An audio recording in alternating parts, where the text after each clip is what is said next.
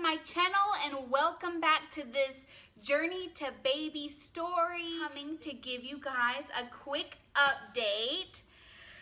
For you guys who do not know, we did our IUI. So tomorrow will officially be 7 days past our IUI treatment or IUI procedure. So, as I'm sure some of you guys know, we are in the dreaded 2-week wait, and I'm just like, oh my God, I can't stand it, y'all. I absolutely have zero patience, and the Lord is teaching me and trying to give me patience, but I'm gonna tell you, and I'm gonna be honest with you, these 2-week waits are dreadful. Like, you know, as you guys know from previous videos, we haven't done an IUI treatment in over 2 years. So back then I was kind of used to the 2-week wait, but right now, no ma'am, I am not used to this 2-week wait, and it is driving me insane. It's like, everyone tells you, oh, don't think about it, Danny. Just, you know, let the days go by and it'll go by in a blink of an eye. Yeah, right. Like, no, sorry. That is not me, because in the back of my mind,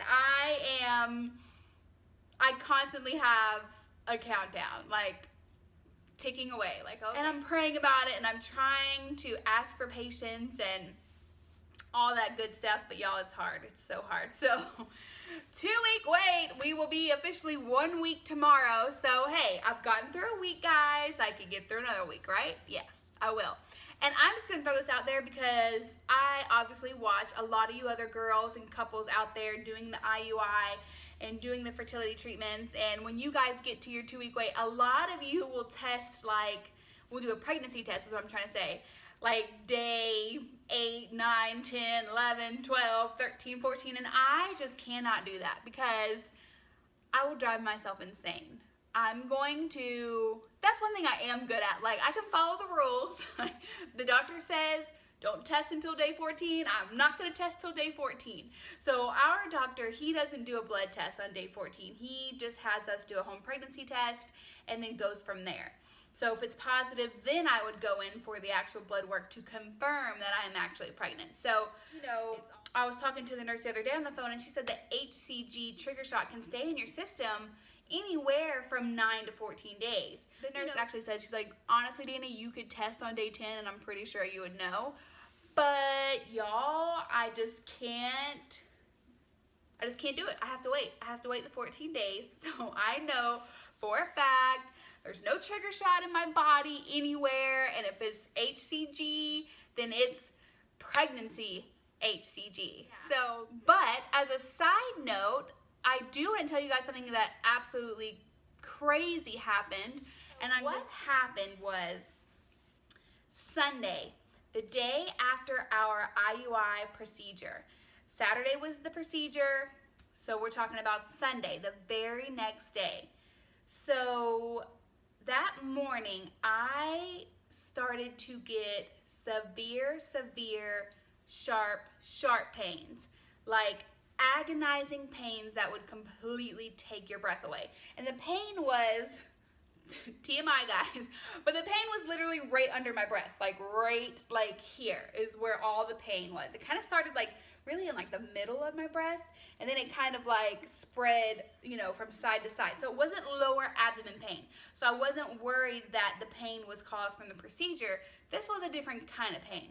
So I'm thinking like, oh my gosh, is it my gallbladder? Like, what is this? Like, I don't know, but it happened once that morning, and then the pain subsided. So I was like, okay, maybe it was just something weird like gas, or maybe my bowels are stopped up and it was just trying to pass, or you know, my intestines. I have no idea. So I just let it go. I walked it off, and then literally 30 minutes later, the pain returned, and it was literally triple, quadruple the pain that it was the first time. Like, I honestly started to like hyperventilate because the pain was so severe. It kind of freaked me out, and I think I was hyperventilating more because of anxiety, because I was scared because I didn't know what was going on in my body. And obviously the pain was so severe. I mean, guys, I'm bawling, I'm crying, I'm like laying on the ground. My husband's like, what is going on with you? And I just look at him through the pain and I say, Michael, I need to go to the emergency room and I need to go now. So he throws me in the car. He didn't throw me. I dragged myself to the car and he hauled tail to the hospital. And by the time I get to the hospital, go through triage, the pain starts to subside again. Starts to slowly die off. So I'm thinking to myself, oh my gosh, I just made my husband rush me to the hospital. These people at the hospital are gonna think I'm absolutely crazy, like one of those people that just cries wolf and comes to the hospital whenever she has a little bit of pain. And I'm not that girl, like I promise you. Like I feel like I have a high tolerance of pain, but maybe not, I don't know. So they put me in a room. I'm like, oh my gosh, now I'm being put in a room. And they do an ultrasound for basically from here all the way over, the middle, my sides, everything. So, gosh, and that ultrasound did hurt because she was pressing really hard. And when she pressed in that area, it hurt even worse. I do to myself, why is this happening? Is it going to mess up my IUI procedure that I just went through? So that's honestly made me so upset when I was in the hospital. I was like, Danny, you know, you should have just and Michael was mad at me too. He was like, why did you freak out so bad? And I'm explaining to him because I had no idea. Like, I felt like my intestine was going to explode all over the place, like inside my body. So I was freaking out and I should have calmed myself down and not have hyperventilated because like my face was going numb, my arms were going numb because I wasn't breathing right. Blood work. So the nurse and the doctor come in and the doctor's like, oh yeah, you have a ton of gallstones. I'm like, what? She's like, you have a ton of gallstones. And I'm like, no! And, you know, she attributes the gallstones to my weight loss because if you guys watched my earlier videos, I started out, before I started this weight loss journey, I started out at 280 pounds. And I have lost to date, I have literally dropped a little over 60 pounds. And it's just drastic weight loss because honestly, guys, I don't eat bad. Like, you know, with my PCOS, I've cut out the dairy, the gluten, the processed sugars and stuff. So you can develop gallstones from drastic weight loss, and it's way more common in women than it is men. And what the doctor thinks is that either I ate something or one of the gallstones was basically blocking my intestine for the bowel to move through, or something was pushing down, aggravating the stones that are in my gallbladder. So they honestly don't know what it was, but it's not my gallbladder was not inflamed and it was not infected. So that's good news. So basically, yes, I have gallstones, but no, it's not bad enough to have the gallbladder removed. Now, will I have to have the gallbladder removed eventually? Yes. But as you guys know, I'm trying to get pregnant, and that's going to complicate things to a whole nother level, because if I have another attack like I did, honestly, if it gets inflamed or infected, they would have to do an emergency procedure to remove it. But if I do turn out to be pregnant, usually they do not remove gallbladders unless it's an emergency and until the second or third trimester of a pregnancy, because obviously the baby, they don't want to put the baby under anesthesia, you know, for that procedure. So if it turns out by God's grace that I am pregnant and I do have another attack or continue to have gallstone attacks, then they will probably have to look at trying to remove it if it becomes infected and inflamed. So basically, all I can do right now is manage my gallstones with a very, very strict diet. Now, I really want you to just stick with fish and like a list of vegetables, because for gallstones and gallbladder issues, your diet selection is so slim. So I had to go out and buy all kinds of groceries, basically just fresh fish. It has to be cold water fish, and then only the vegetables that I can eat, like green beans and carrots and certain kind of beans you can eat, but it's very limited. So if I do get pregnant, it's gonna be a hellish 9 months of eating, because if I get cravings for ice cream, I definitely can't have ice cream, because with gallstones, like absolutely zero dairy. That means no milk, no ice cream, no cheese.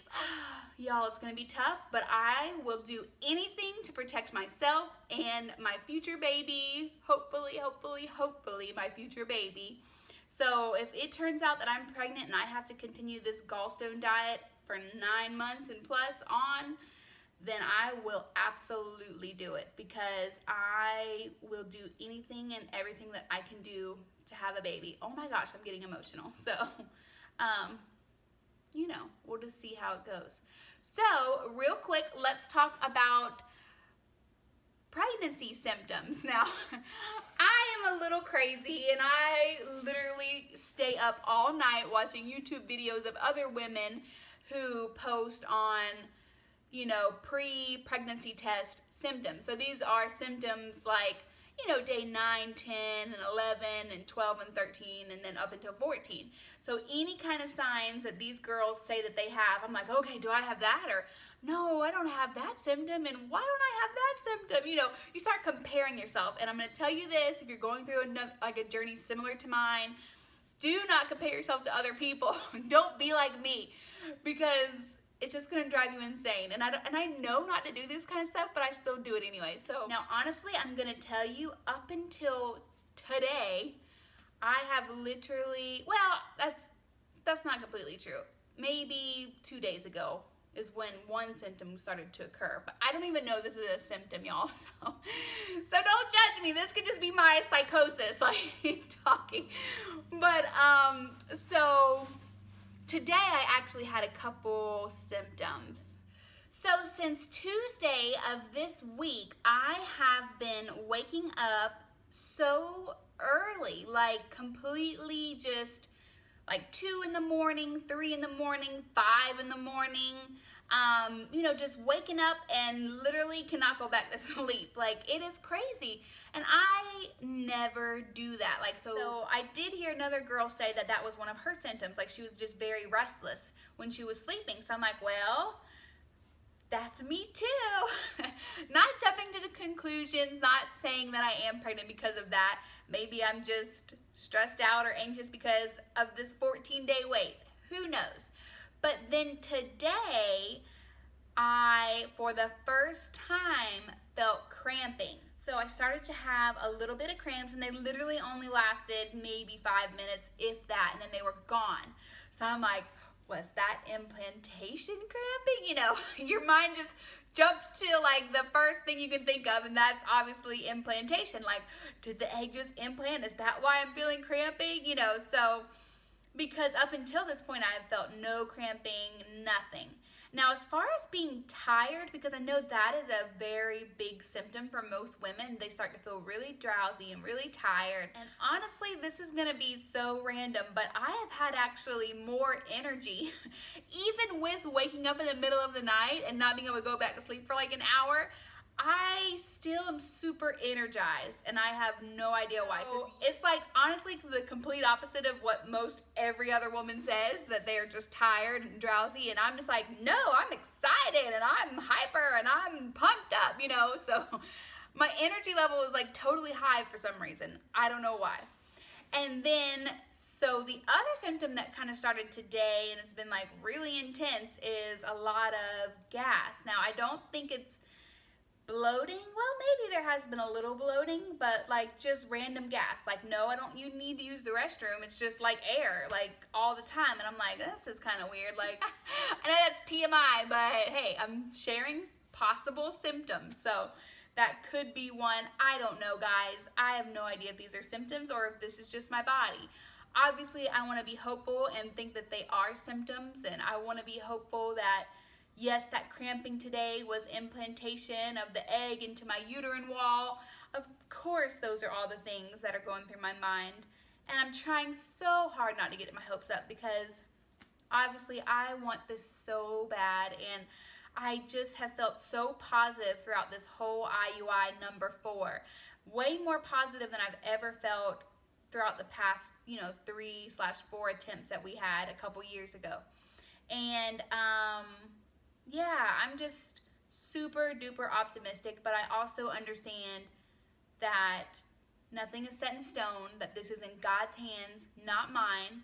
But I'm going to stay happy and send good vibes my way. I need all your good vibes and all your baby dust magic. Like, just shoot it through the camera to me because I need it.